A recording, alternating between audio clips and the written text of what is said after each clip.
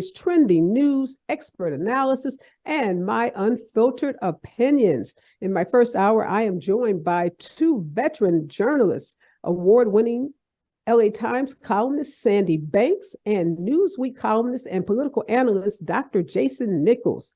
And in my second hour, it's all about Black women, periods, and reproductive justice with the founders of Sister Song and Happy Period. Chelsea Von Chess and Dr. Loretta Ross will be in the house. So make sure you check me out in hour two.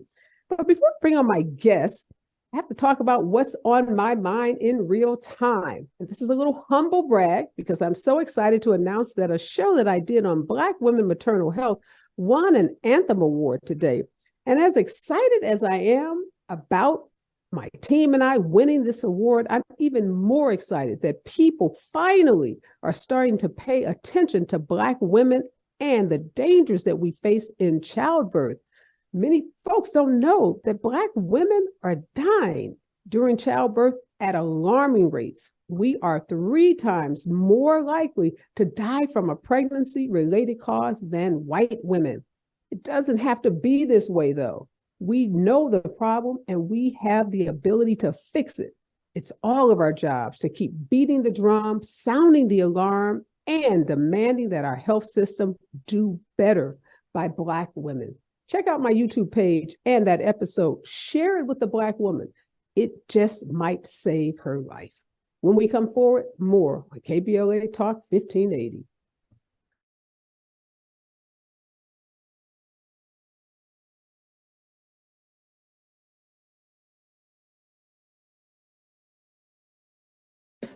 It's celebration season at Faithful Central Bible Church.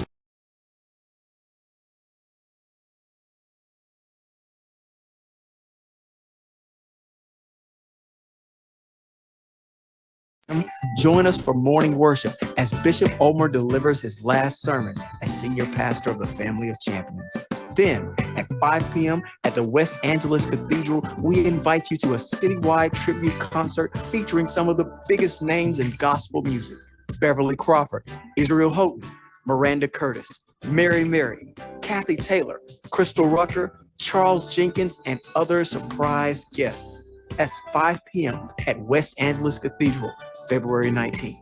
So let the praise begin, honoring the legacy of a champion, Bishop Kenneth C. Ulmer, and his 4 decades of pastoral service. For more information, visit faithfulcentral.com.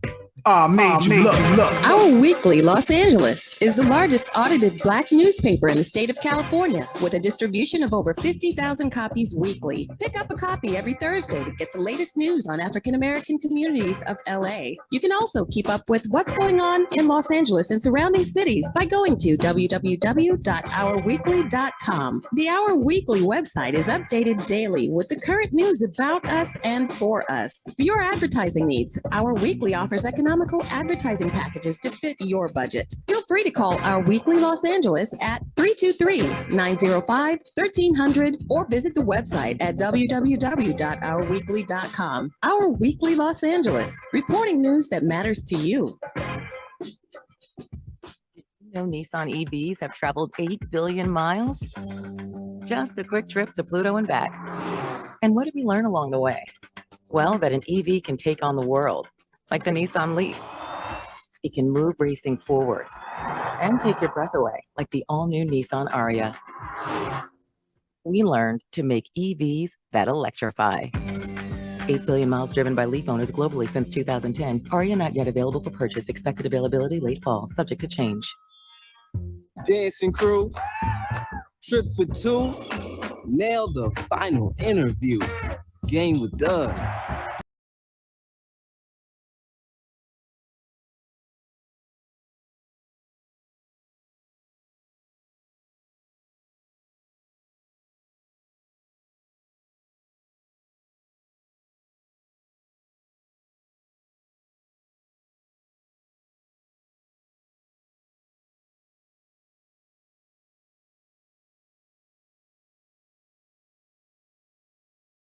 This is Areva Martin in real time, and I'm your host, Areva Martin. And in this hour, I am joined by LA Times columnist Sandy Banks.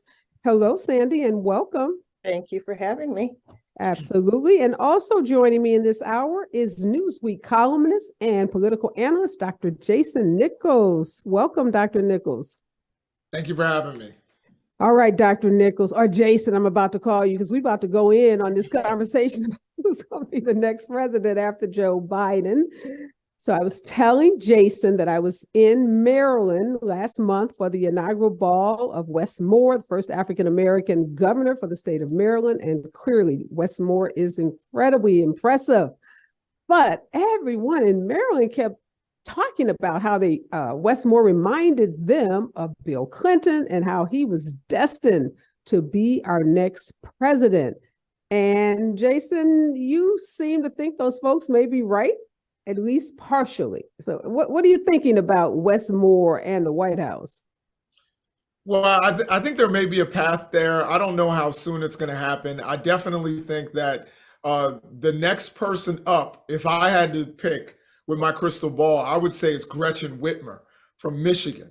Now, I could see, Wes Moore being a running mate and that being a historic ticket with, of course, a woman, a white woman, and a black man. And it's really showing some of the diversity within the party. I think Gretchen Whitmer, what they did in Michigan, being able to flip that state completely blue, I think would bode well for her, and people in the party and donors would be excited about that. Wes Moore, as you stated, is incredibly impressive, incredibly articulate. His book helped him out a lot. Right. So I think, he's got an advantage there. I know all the people out there in LA are up in arms, and out there in California are probably up in arms, thinking we're skipping over somebody. But hold up, we can call her name.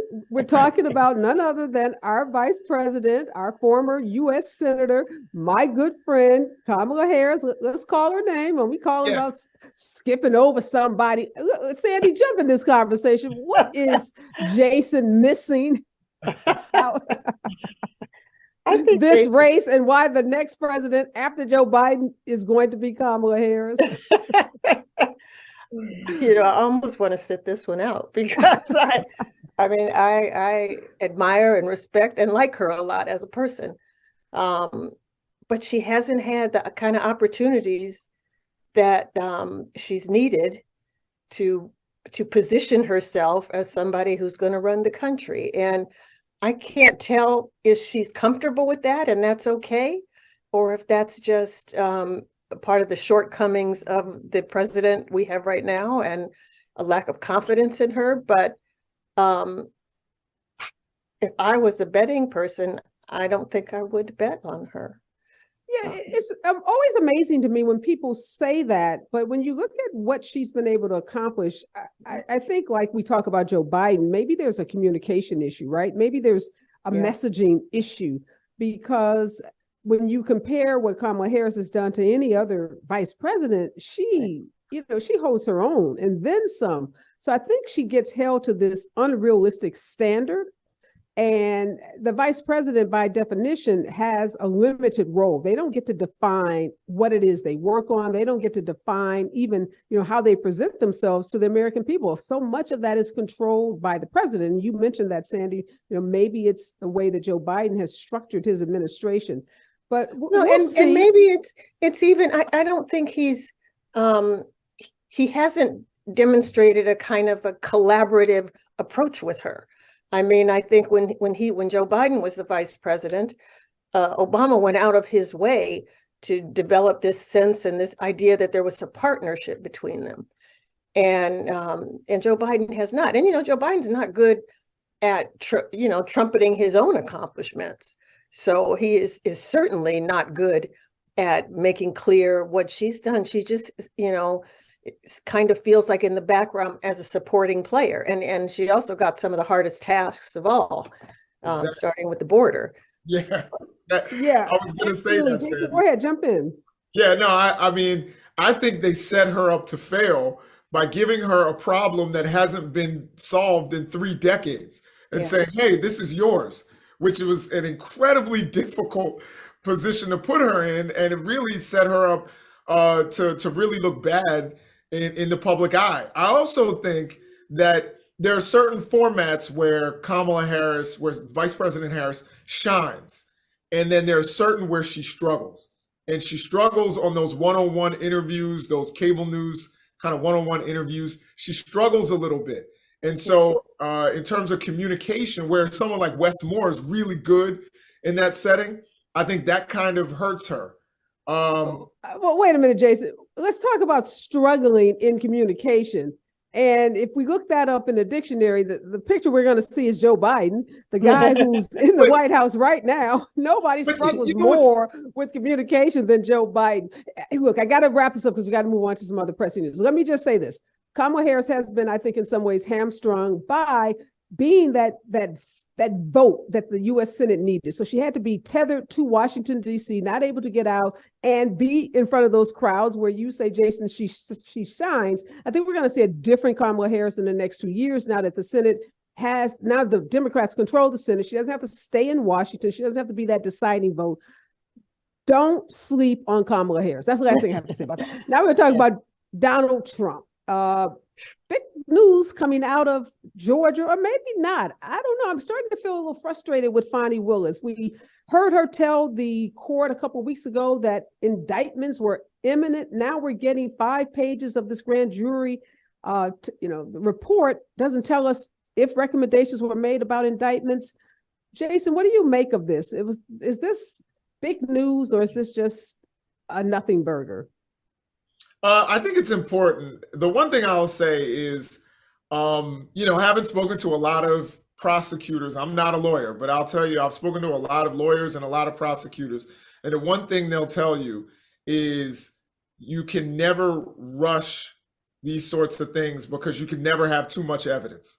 So them gathering as much evidence and taking their time with this investigation doesn't really bother me, whether it's the DOJ or whether it's Fani Willis or whether it's Tish James up in New York. Get as much evidence. Do not have a flimsy case, because that's just going to be fodder for the far right, and they're going to use that as ammunition. Hey, witch hunt. Hey, this is nothing but a left-wing conspiracy.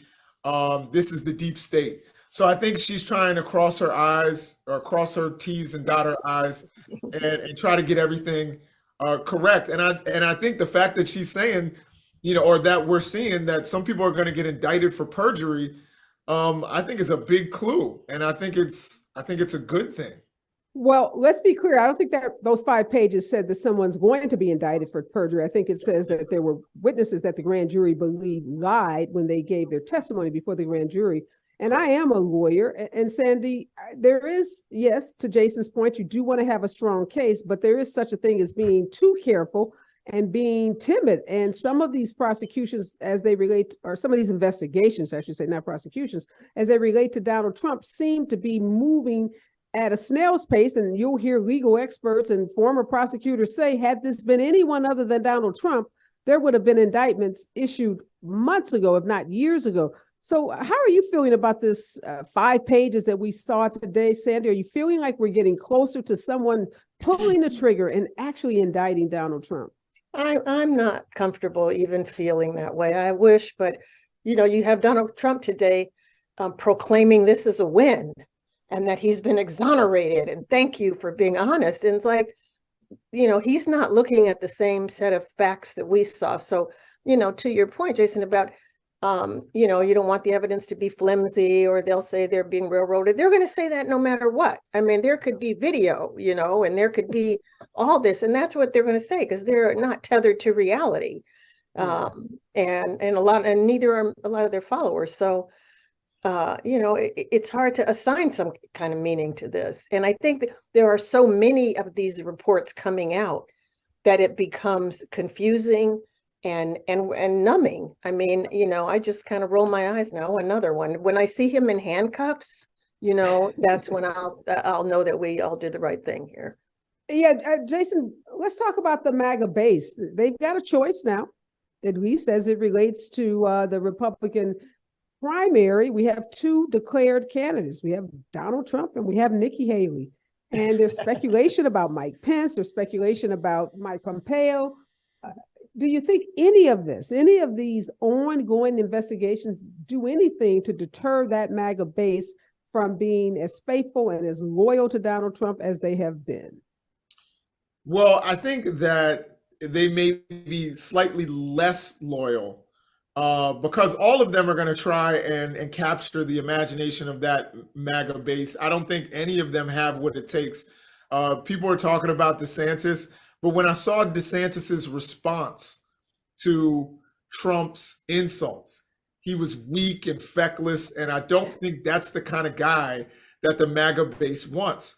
They don't want someone like Ted Cruz, where you insult the guy's wife and he's just like bowing his head afterward. They don't want someone who's afraid. Donald Trump actually has issues with the far right with the vaccines. He was, he's, I guess, pro-vaccine in a way, but he takes Well, we know he got vaccinated. I don't know if he calls himself pro-vaccine. He's pro-living. Yeah, he's pro-save his old life.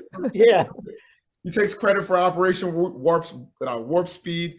So the thing is, that base hates vaccines, in particular the COVID vaccine. But one of the things, he never stands down, even in front of his own base. And I think they respect that. And someone like DeSantis, who's kind of afraid and everybody's tiptoeing around the base, I think that, Donald Trump is going to wipe the floor with that primary. He'll beat DeSantis. DeSantis will have some, success early on, but I think Donald Trump's going to win again, and then he'll lose in the general like he did last time.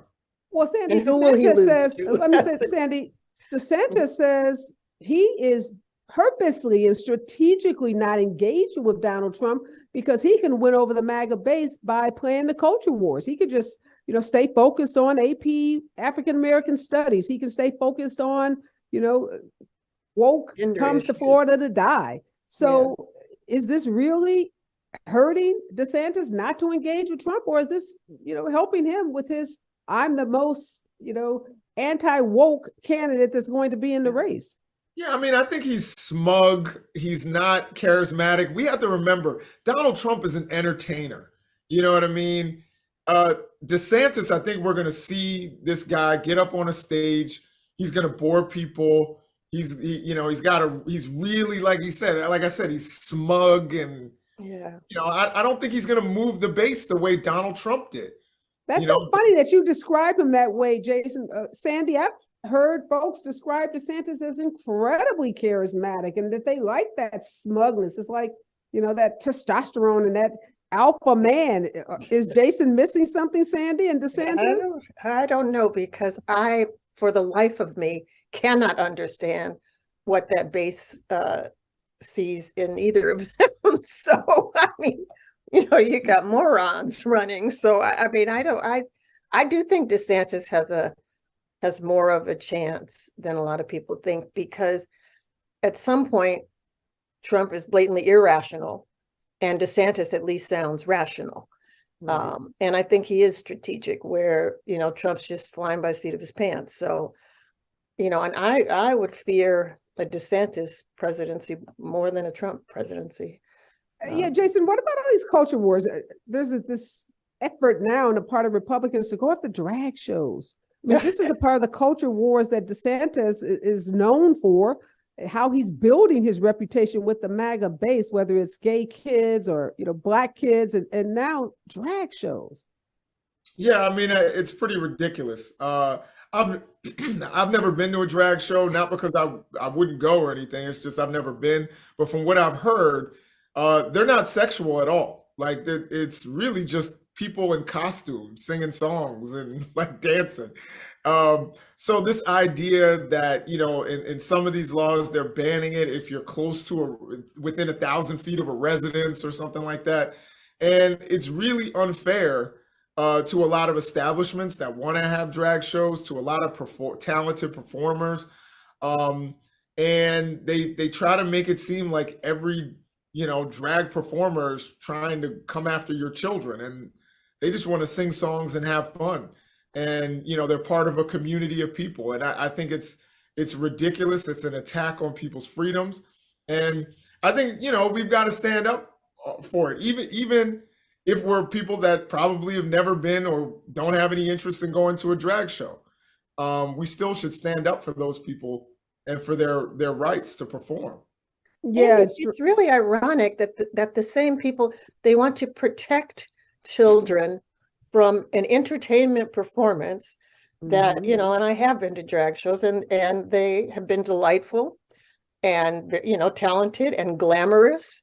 But these same people don't do anything to stop these children from being killed. I mean, you don't want to protect them from violence, but you do want to protect them from like having a good time. I mean, it's not, it's just ironic. But yesterday was the anniversary of the shooting, the Parkland school shooting in Florida. Just 2 days ago, we saw the shooting on the campus of Michigan State University. Yep. I mean, we can just call the roll on school shootings. Uvalde, Texas. I mean, there are just so many of them. We can't even keep up with them.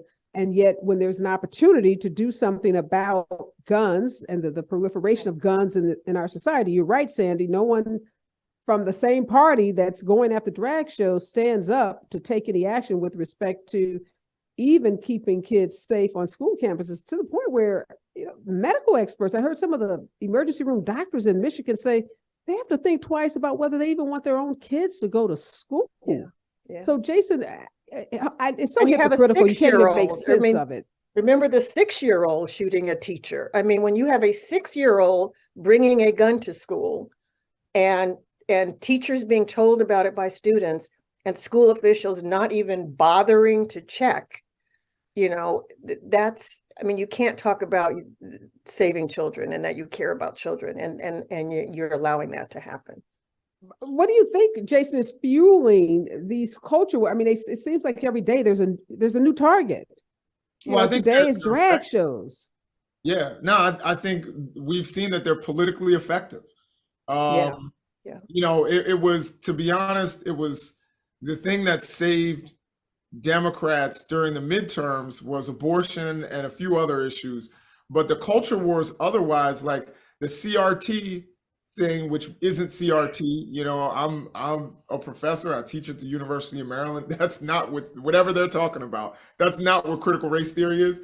But one of the things that Christopher Rufo, the guy who kind of came up with this as an idea, as a culture war item, he realized it was really super effective. So you had parents literally threatening violence, going to school board meetings, raising hell. Sometimes I'll just say, I wish more Black parents raised hell at school board meetings sometimes.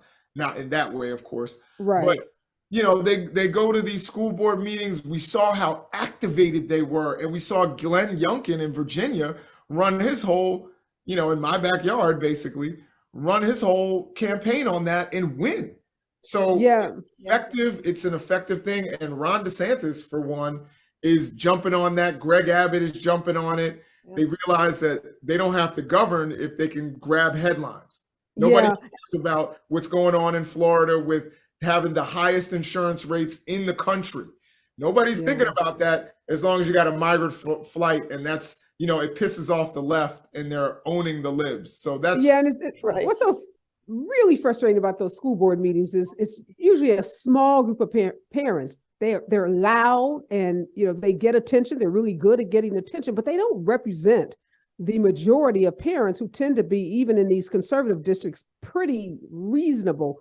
But they get the attention, and yes, they become the trending news. And they vote, and they're hold voting. that thought, Sandy. When we come forward with after news, traffic, and sports, we're going to talk about race discrimination. Surprisingly, causes post-traumatic stress disorder. When we come forward, KBLA Talk 1580.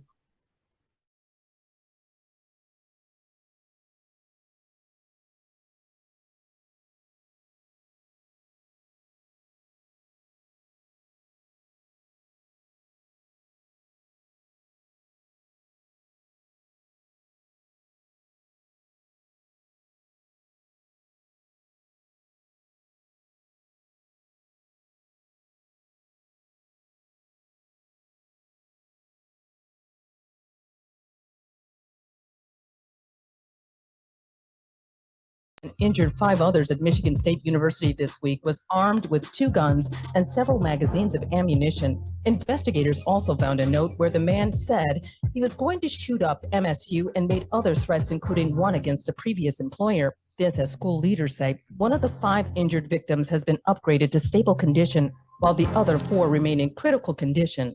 And happy birthday to The Weeknd. Grammy Award-winning singer turns 33. And that's the latest. I'm Esther Dillard from the Black Information Network and BINnews.com.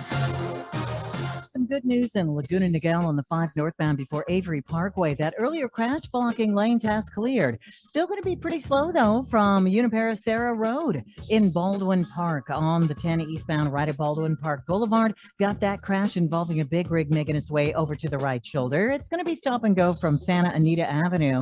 And it looks like in Montclair, 10 westbound after Central Avenue, got a crash blocking the right lane. Progressive Commercial Insurance can protect your small business with over 30 coverage options, an easy-to-use mobile app, personalized discounts, and more. Get a quote in as little as 6 minutes at progressivecommercial.com. Discounts and coverage selections not available in all states or situations. This is the KBLA Sports Minute with Ray Richardson. Former Lakers guard Russell Westbrook still has not reported to the Utah Jazz. Multiple sources claim Westbrook is negotiating a contract buyout, which would make him available to any team. Clippers veterans Paul George and Marcus Morris have told management that Westbrook would look good in a Clippers uniform. Former UCLA star Kevin Love has asked for a contract buyout with Cleveland. The 34-year-old Love has not played in the Cavs' last 12 games. Love is the last remaining player on the Cavs roster from their championship team in 2016. No debates, no speculation, just the info you need. That's your KBLA Sports Minute. I'm Ray Richardson. This sports report was brought to you by Original Taco Pete. Aaron at Original Taco Pete's. Come in today for our tasty seasoned black taco. We're at 3272 West Slauson off Crenshaw, or call 323-348-4441. Hi, I'm Areva Martin, and I'm the host of the new drive time show, Areva Martin in Real Time, on KBLA Talk 1580. I'm also a mother and a child advocate. And when my son Marty was diagnosed with autism, I was devastated. I knew I had to do something. So I started the Special Needs Network. And for over 15 years, we have been helping families with children with autism. Now, through a new program called CORE, we can help you. We can help you take your career to the next level by training you to become an early childhood interventionist, working with children ages 0 to 3. The CORE program will pay you $25 an hour while you are in training, pay off $10,000 of your student loan debt, and help you find a good paying job. Call 323-291-7100 or visit snnla.org to learn how you can become a CORE fellow and take your career to the next level. Don't hesitate. Apply today. KBLA Talk 1580. We've got a lot to talk about. Hi, Maisha Cairo here, KBLA, live at Chase Bank on Crenshaw and Vernon for the In This Together tour with female business owners, a day of empowerment, community panels, and best of all, tips on building business from marketing to capital. I was able to speak with one of the panelists, the owner of Kids Love. Take a listen. So Kids Love, KIDSLUV, is a first-to-market zero-sugar, vitamin-enhanced functional beverage for kids. So the zero sugar is really important because if not, the sugar gets on the teeth, it can cause cavities. So as a mom, I love this vitamins and hydration in one. Tell us what's happening here with Chase Bank today. So I would say, I think what Chase is trying to do is create a community actually for entrepreneurs, a place where people can go. They have the space to do it. It's a beautiful space, and to be able to have these conversations. There are so many benefits to being a women-owned and certified business, from a standpoint of getting into stores, not paying the slotting fees of what it takes to be in stores. So I think Chase is trying to bring awareness to a lot of the things that people just don't know about, that not only the bank can help, but outside of the bank, their relationships can help create. That's beautiful. And I know, this is how we build equity in communities of color, is kind of spreading that information and that knowledge. So thank you for being here today and doing your part and letting these women know that it is possible. For KBLA 1580, I'm Maisha Cairo in the community with Chase. California is a great place to live and work, but those aren't easy things to do for students also going to college. That's why the state created the Californians for All College Corps, a way for students to build skills and help others while earning up to $10,000 for school. Commit to serve your community and we'll help you pay for college. Spots will fill up fast, so learn more and apply today at www.cacollegecorps.com. That's www.cacollegecorps.com. California is a great place to live and work, but those aren't easy things to do for students also going to college. That's why the state created the Californians for All College Corps, a way for students to build skills and help others while earning.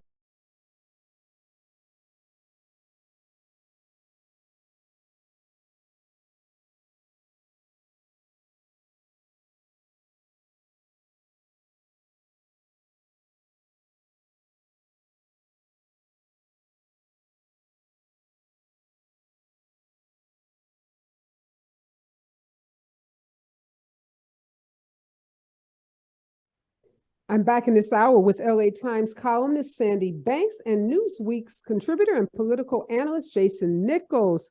And we're going to talk about this new study out that links racism to all kinds of, horrible things that happen to Black people, from hypertension to Alzheimer's. But I just was looking at a new report out, or I guess a story out by the New York Times that says that the Fox stars, and these are the hosts on the Fox News channel, the Sean Hannity's of the world, Tucker Carlson, in this Dominion defamation lawsuit where Dominion is suing Fox News. There's been some discovery, some depositions, and now they're revealing that these stars knew that Donald Trump's claim about election fraud was fake.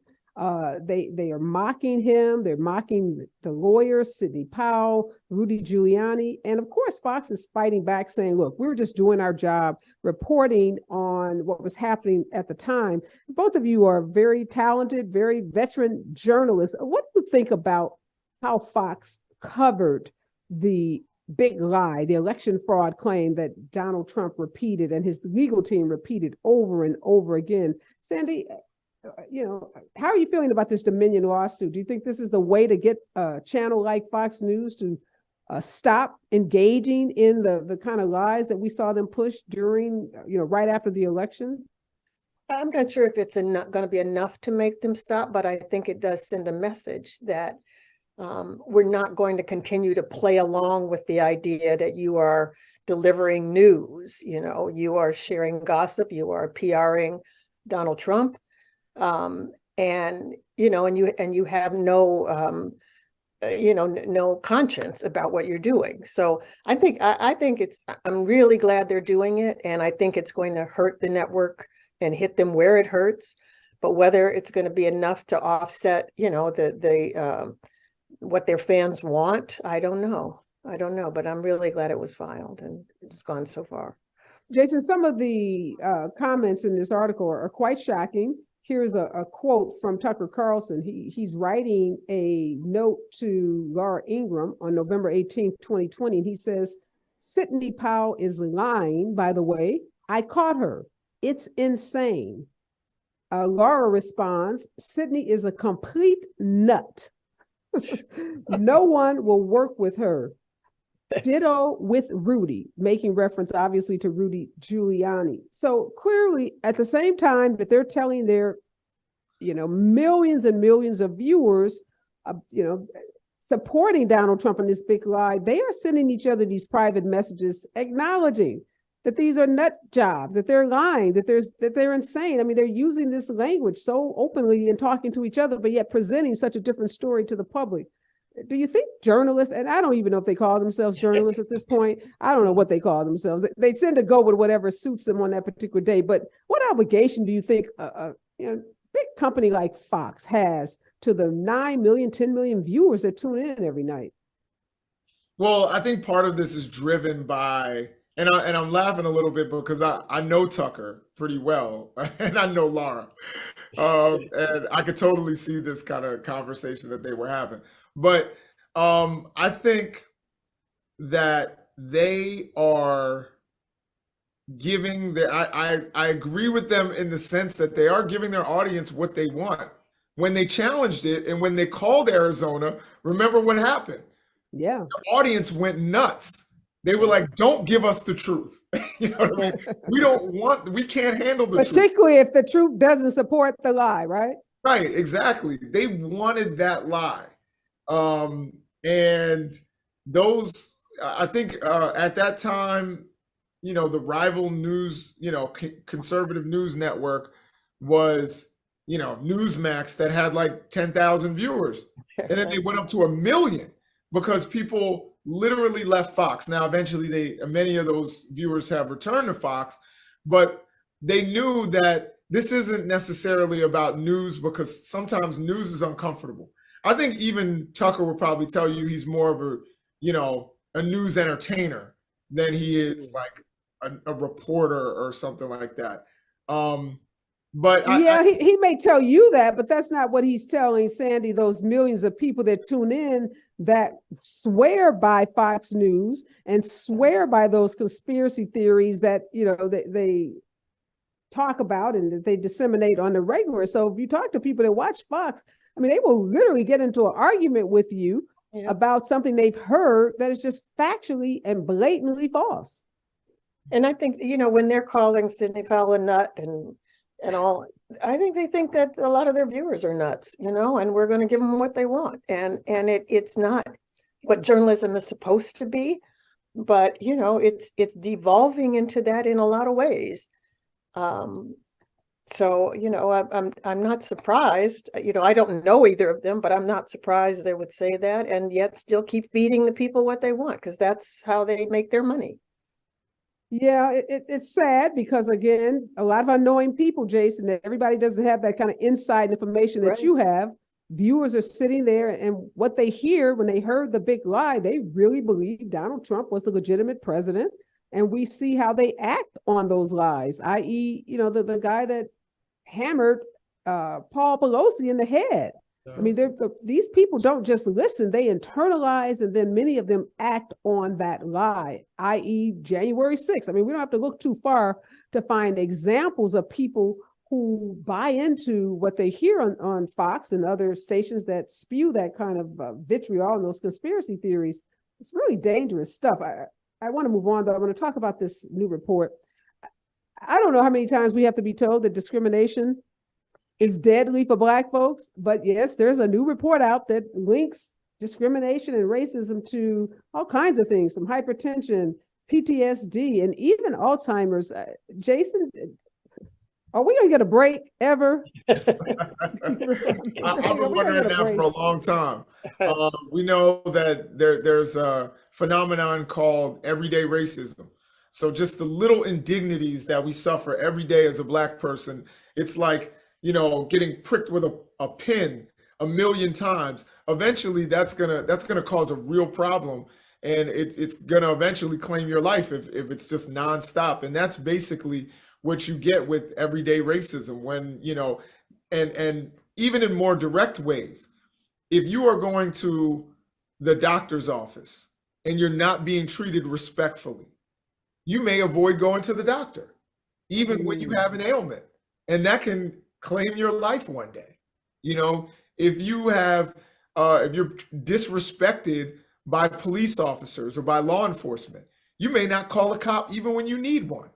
You know, so these are the kinds of things where it makes, you know, it's like a black tax. You know, it makes it really hard for Black people to simply exist.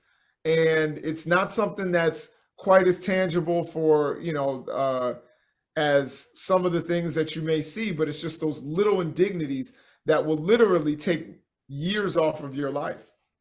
Yeah, well, the next time someone thinks that they are suffering from a mental health, you know, challenge, or they think they're going out of their minds, be reminded that if you have suffered everyday racism, as Jason has identified, you probably are experiencing a real mental health issue that is tied to those everyday indignities that so many of us face on a regular.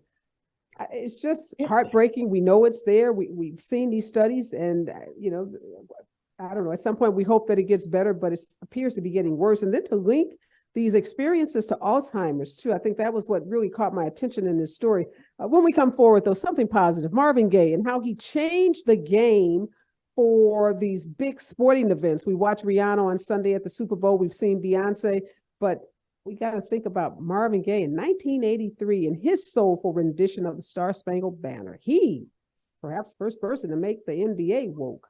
When we come forward, KBLA Talk 1580.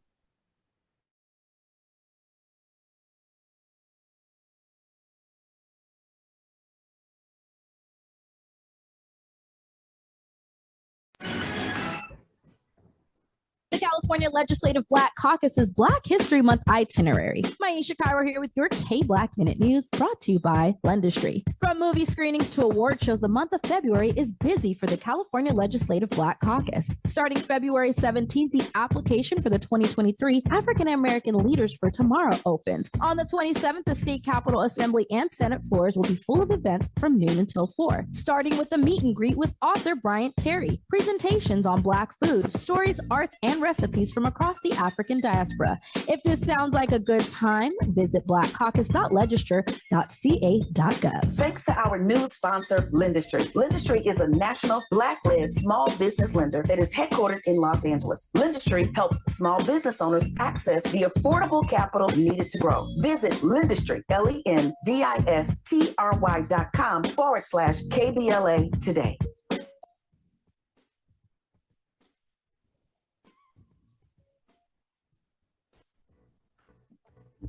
The U.S. premiere of the official Bob Marley One Love Experience has arrived in Los Angeles. Open now through April 23rd at Ovation Hollywood on the corner of Hollywood and Highland. The 15,000 square foot immersive experience opens up the world of Bob Marley like never before and features the entire Rock and Roll Hall of Fame Bob Marley archive. A One Love force that takes fans on a trip to Jamaica in a multi-sensory environment. A silent disco that lets fans groove out to a curated playlist, previously unseen photos, and rare memorabilia. Exclusive art from Mr. Brainwash, The Postman, Camo Works, and Idiot Box, and can't miss photo ops. Don't miss the opportunity to celebrate one of the world's most beloved and unifying musical figures. Tickets start at $20 plus fees and are available at BobMarleyEXP.com. That's BobMarleyEXP.com. Get your tickets today.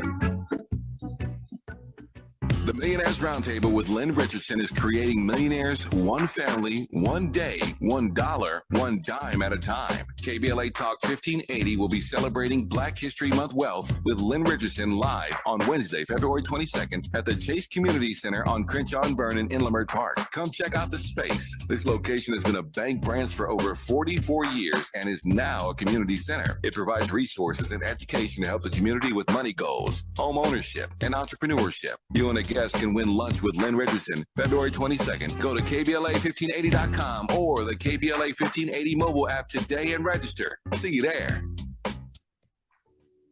At Cedars-Sinai, we're honored to be named the #1 hospital in California and the #2 hospital in the nation in U.S. News and World Report's Best Hospitals Honor Roll. We're also proud to be named #1 in 6 specialties in Los Angeles. Thank you to our physicians, nurses, academic leaders, and thousands of other team members who bring their best to Cedars-Sinai every day. Learn more about our top-ranked care at cedars-sinai.org.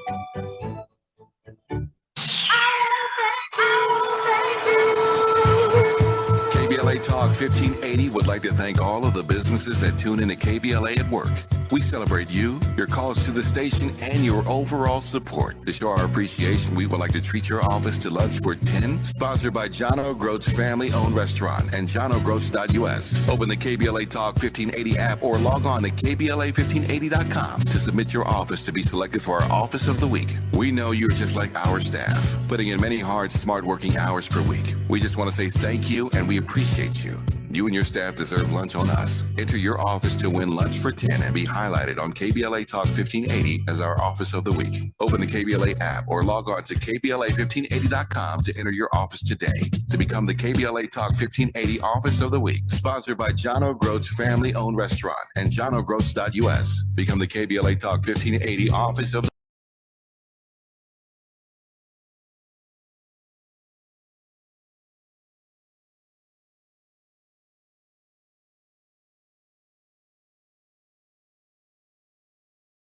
I'm back with Jason Nichols, contributor for Newsweek and LA Times columnist Sandy Banks. Jason, you said something right before we went to break about how discrimination and racism cause some people not to even want to call the police. And I'm just scrolling through today's trending news, and there's a story in the New York Times about a 23-year-old white officer who's just been charged for the shooting of an unarmed Black man. In this case, the man's wife and he were having some kind of domestic dispute. The wife called the police, said that her husband was acting out of character. She thought he was loaded on something and he was threatening her and her daughter. Police show up 66 seconds later. The man is shot in the chest and is dead. I mean, literally in that fast. They knock on the door. They tell him to come out. He says he's going to check on the dog. He walks down the hall. He jumps off a second-story balcony. The police run after him, and I mean, within seconds, he is shot in the chest by a 23-year-old officer. You have to imagine, oh my God, how could that happen? But not really, because we see this happen so often. I'm just thinking about his poor wife, what she must be experiencing in terms of her own guilt and grief for even having called the police. That happens all too often, Jason. Yeah. You nailed it. I mean, we were just talking about that. These stories, they just keep coming, no matter what we do in this country. It just doesn't seem like we can get this police and policing of our community right. Yeah, no, absolutely. I think one of the things that we need, of course, is some sort of police reform, and we need to find alternatives to, particularly when someone is experiencing a mental health crisis, or, you know, if he's acting out of character, that probably means he needs some sort of mental health intervention. And, you know, police, a 23-year-old officer who, you know, may or may not have even, you know, have any kind of training, you know, gone to college or anything like that. He's certainly not equipped to deal with that sort of circumstance and that sort of situation, and is going to probably turn to his weapon as his first choice.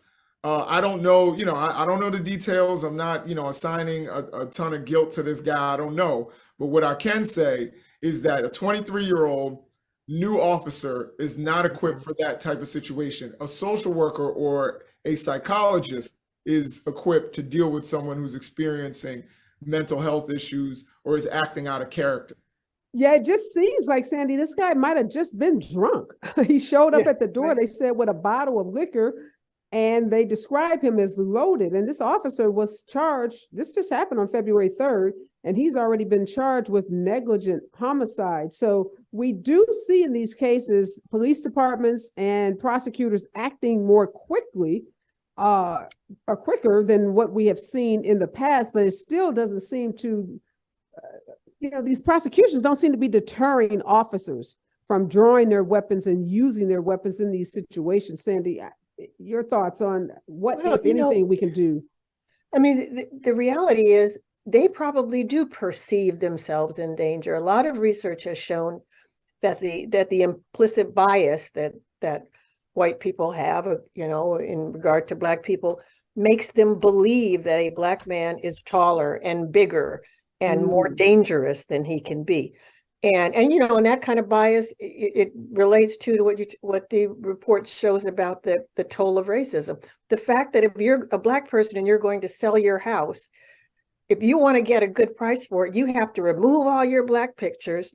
You have to have a white friend come and pretend to be you, because research has shown that a house can lose as much as $30,000 in value just by having a Black family live there.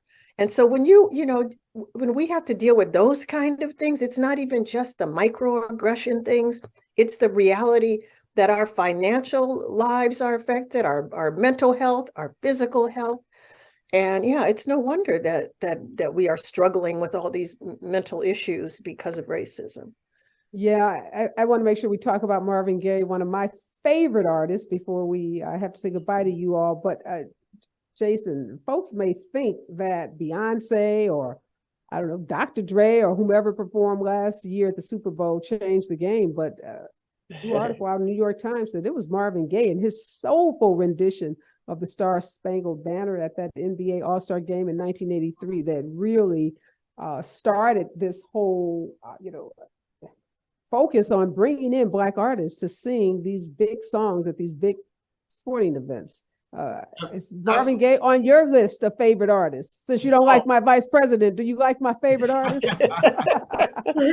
Yes, absolutely. And let me be clear, I never said I didn't like, Vice President Harris, but Marvin Gaye, also, a DMV guy or DC, Maryland, Virginia guy, he's from my area. So of course, we have mad love for Marvin Gaye out here, so I absolutely, my mother raised me on, ain't no mountain high enough. So, him and Tammy Terrell. So I absolutely love Marvin Gaye. And 1983 is an important year because that was a year that the Philadelphia 76ers won the NBA championship. And that was the year I moved away from Philadelphia. But I was still a Sixers fan. So that's a special year. And Marvin Gaye was a special artist. Yeah. Okay, you're trying to redeem yourself. You got a couple more minutes. We're going to see if you get there. Sandy, help us understand the significance of an artist like Marvin Gaye. I mean, I know there's Beyonce and there's Rihanna and there's some incredible artists today, but boy, I tell you, Marvin Gaye is in the class all by himself. Yeah, he was the soundtrack of my era when I was growing up. And one thing I love about him is how he was able to pivot. He was able to, he could do Ain't No Mountain High, and he can do Brother, Brother, Brother, I mean, he could, he was, he was a product of the times, and he reflected the times at the big issues and the intimate issues. And he was a great entertainer and person. He was woke before we even used the words. Right. And you're right. I mean, he talked about social issues and political issues at the same time. He could get you out on the dance floor. Yep. He could be your song that takes you through the night on a Valentine's Day or some romantic night. I mean, he was just so versatile, just such a brilliant mind. Obviously gone too soon. Well, I've got to say goodbye to Dr. Jason Nichols. Thank you so much for joining me in this hour. And Sandy Banks, thank you so much. LA Times columnist. You can check out Dr. Nichols. He's a political analyst and he is a contributor for Newsweek. Make sure you support our Black journalists. They are so important. They lift up our voices and they help us stay informed on these important issues. So again, thanks to both of you for lending your brilliance to the show today. When we come forward, it's all about Black women, periods, and reproductive justice with my guests, Dr. Loretta Ross and Chelsea Von Chas, after some sports news and traffic right here on KBLA Talk 1580.